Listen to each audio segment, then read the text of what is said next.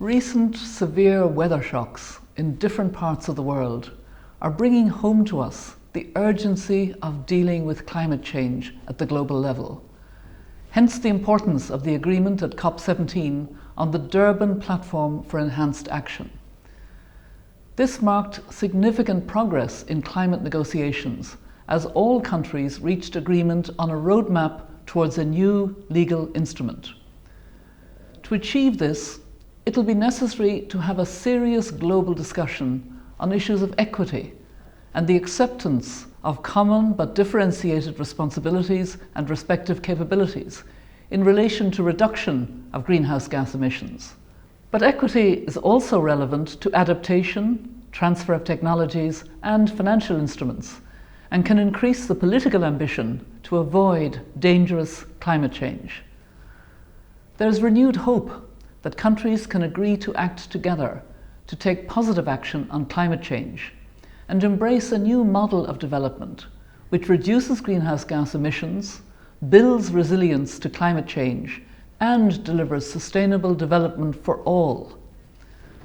To capitalize on this opportunity and to build an atmosphere of trust and reciprocity between countries, issues of equity will have to be discussed, analysed, and reshaped in an open and constructive manner.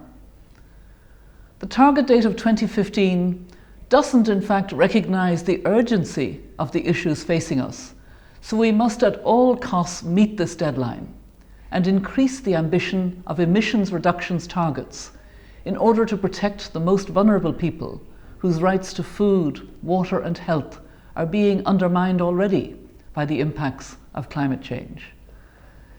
In the context of MRFCJ's work on climate justice and food and nutrition security, we'll be following closely discussions on agriculture in the negotiations.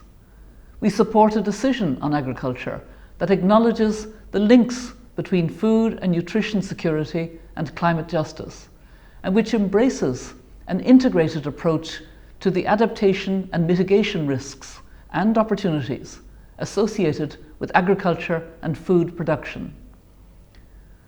Since COP17, MRFCJ has been working with women leaders around the world to build support for a new decision to strengthen women's representation on bodies established under the UNFCCC.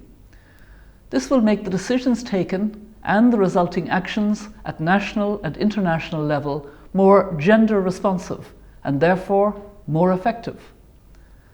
A draft decision will be tabled by the EU at COP18, and MRFCJ, the Troika Plus of women leaders on gender and climate change, and many others will be working hard to secure broad-based support for a new decision. For climate justice to be a reality, action on climate change must keep global warming to less than 2 degrees Celsius above pre-industrial levels, protect the most vulnerable, and uphold established rights. MRFCJ will continue to emphasise the links between human rights and climate change and argue for a rights-based approach to climate action, as well as greater collaboration between international institutions working on climate change and on human rights. We hope to work with many of you and to achieve results in Doha. Thank you.